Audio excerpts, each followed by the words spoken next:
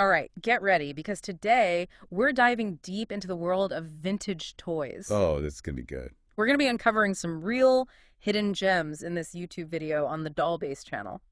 I know that channel. Yeah, it's called The Great Boxes Haul del Ata 2024-09-26.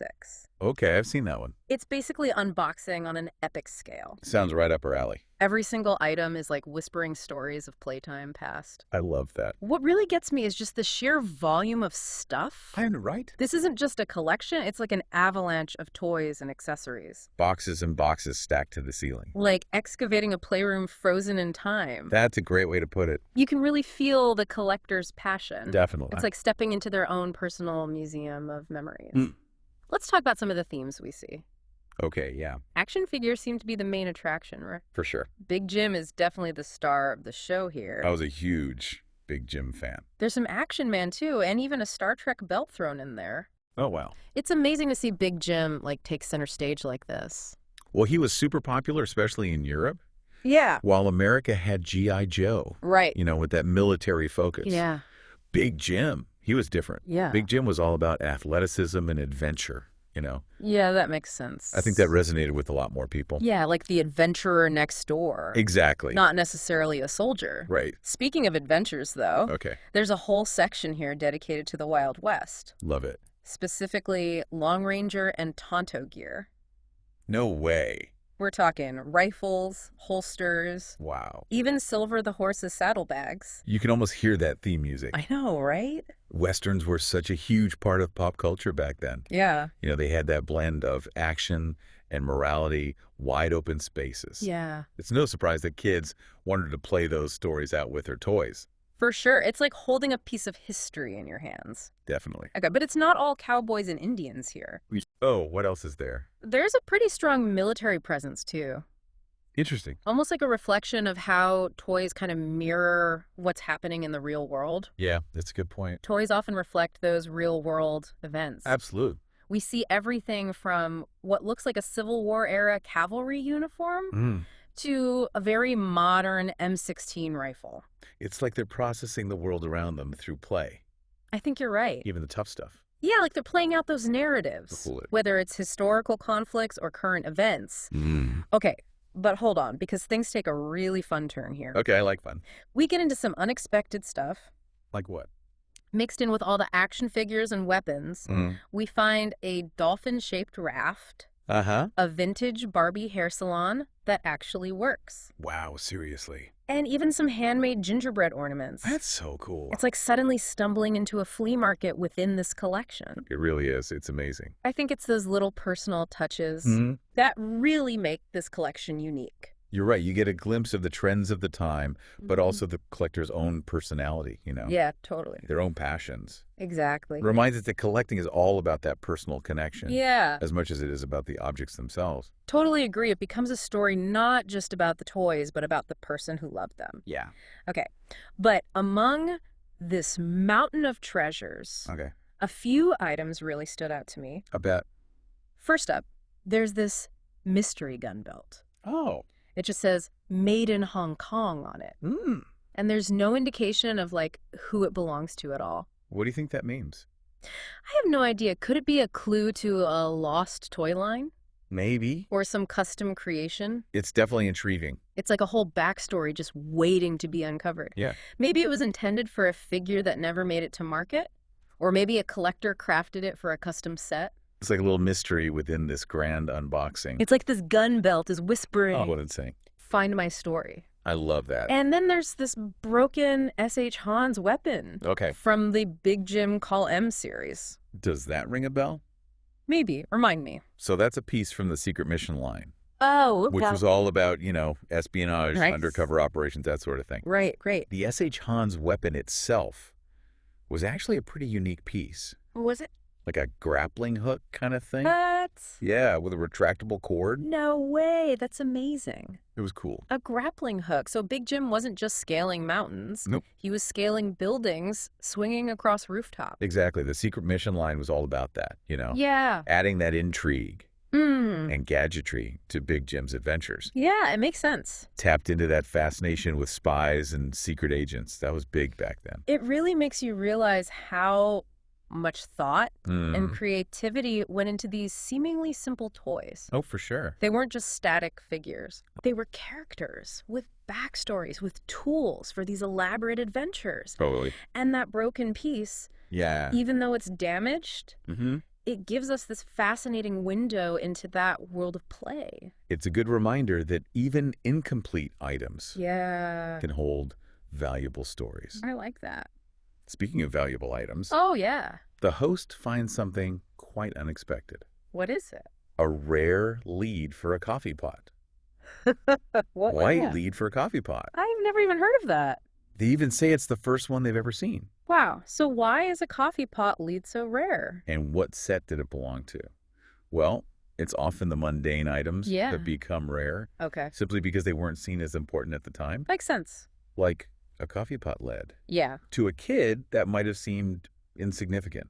I can see that. But to a collector trying to complete a set, Yeah. it's a vital piece of the puzzle. It's funny how that works. Right. It highlights the difference in perspective. Between a kid playing and a collector preserving a set. It's like that coffee pot lead. Yeah. Transforms from this discardable piece into this sought-after treasure. That's so cool. It's part of what makes collecting so fascinating. I agree. Seeing value in things others might overlook. Yeah. Appreciating the history, the craftsmanship behind even the smallest detail. Yeah, for sure. This collection is like a visual timeline of toy trends. You're right. You can trace the evolution of play just by looking at these items. I see what you mean. Early on, there's a focus on like the classic toys, the Long Ranger gear, cowboy hats. Simpler times, maybe. Yeah, maybe. They highlight a time when imagination was king, you know. Totally. Kids creating their own worlds and adventures with basic props. Yeah, like a stick could become a sword. Exactly. Cardboard box, a spaceship. That's it. But then as we move through the video, Yeah. we start seeing more complex toys. Right.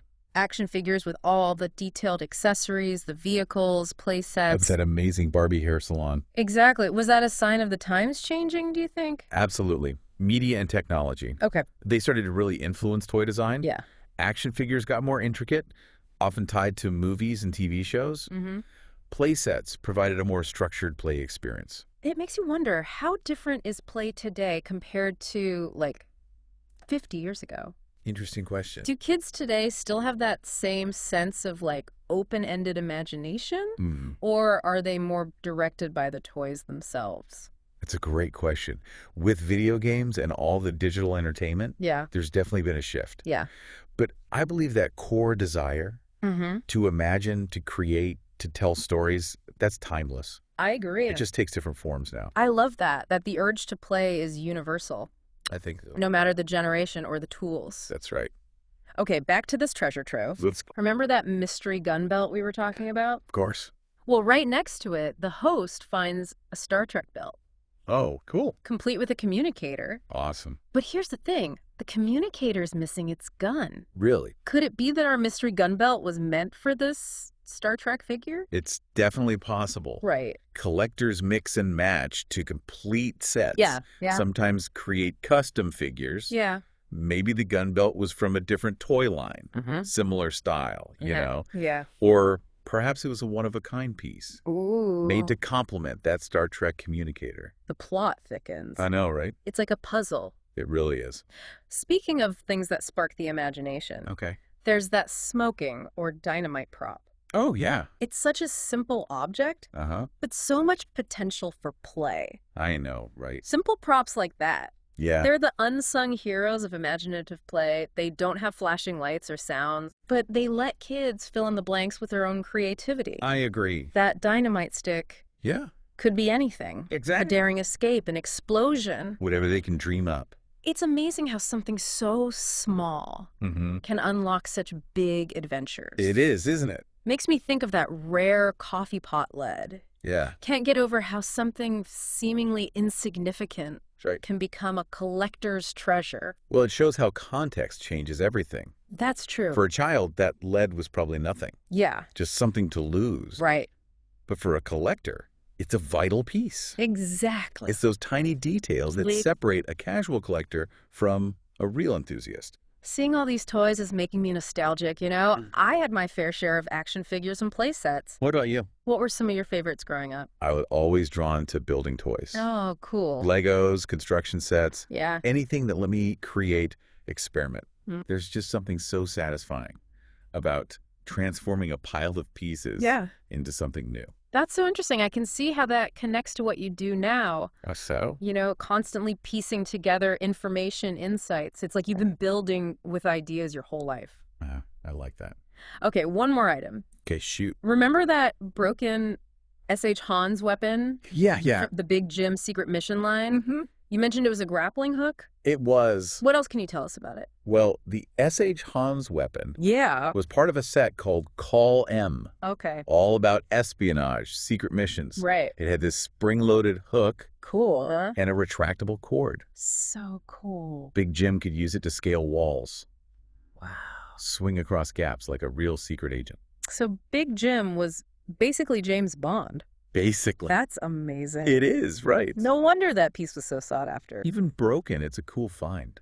It really is. It speaks to the level of detail they put into these toys. Even the accessories, they weren't just throwaway pieces. No. They were designed to enhance play, Yeah. bring those imaginary worlds to life. Before we wrap up our deep dive on this collection, Okay. one final thing I'm curious about. What's that? The video ends with the host saying they're going to stop where they started, with a hair salon set for a fashion doll. Oh, interesting. What do you think they were trying to say with that? That's a great observation. Yeah. It's interesting that they chose to bookend the video with two very different toys. I know, right? The action-packed Big Jim Yeah. and the more domestic setting of the hair salon. Exactly. Maybe they were trying to highlight the diversity of the collection, Okay. you know, showing how it caters to so many different interests, I like that. play styles. It's like they're saying that collecting isn't about finding the most expensive things or rare items. Right? It's about finding the things that resonate with you, the things that spark joy. I think you're right. Nostalgia. That's a great point. And sometimes those unexpected discoveries, Yeah. like that coffee pot lead or the broken graveling hook, Totally. they can be the most rewarding finds. I agree. They remind us that there's beauty in the unconventional, the overlooked, the forgotten. I love that perspective. It's a reminder that collecting isn't just about getting objects. Right. It's about appreciating the stories they tell, Yeah. the connections they make, the emotions they evoke. Well said. You know, this whole deep dive has really got me thinking About how we're all collectors in our own way. Yeah. Maybe not on this kind of scale, Right. but we all have things we cherish, Absolutely. things that hold meaning for us. That's true. Whether it's a shoebox of old photos, Yeah. a shelf of favorite books, even just a drawer full of random trinkets, you know? I know what you mean.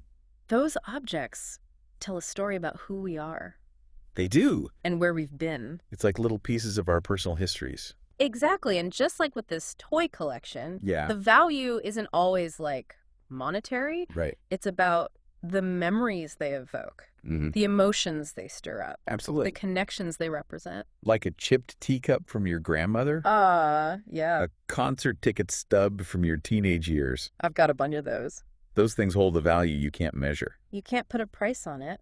It's true. It's like each object is a thread Okay. woven into the tapestry of our lives. I like it. And when we examine those threads, Yeah. appreciate their uniqueness and significance, we gain a deeper understanding of ourselves, I think you're right. our own personal journeys. I would encourage you, dear listener, Yeah. take a moment to think about your own collection, Okay. whatever form it takes. Yeah. What stories do your possessions tell? That's a good question. What hidden treasures are waiting to be rediscovered? You might be surprised by what you find. That's so true. It's a reminder that the past, it isn't just something that's gone. Right. It's something that lives on in the objects and memories we hold dear. Well said. And who knows? Yeah. Maybe by exploring those personal collections, we might even find new connections to the wider world, to shared histories, the things that make us human. I love that. What a fantastic thought to end on. Thanks. It's been an absolute pleasure exploring this collection with you. The pleasure was all mine. I feel like I've learned so much. Me too. Not just about vintage toys, but about collecting itself. It's fascinating, isn't it? It really is. And to our listeners, Yes. until next time, Okay. keep exploring, keep collecting, Yeah. and keep diving deep into those fascinating stories all around us. Sounds good to me.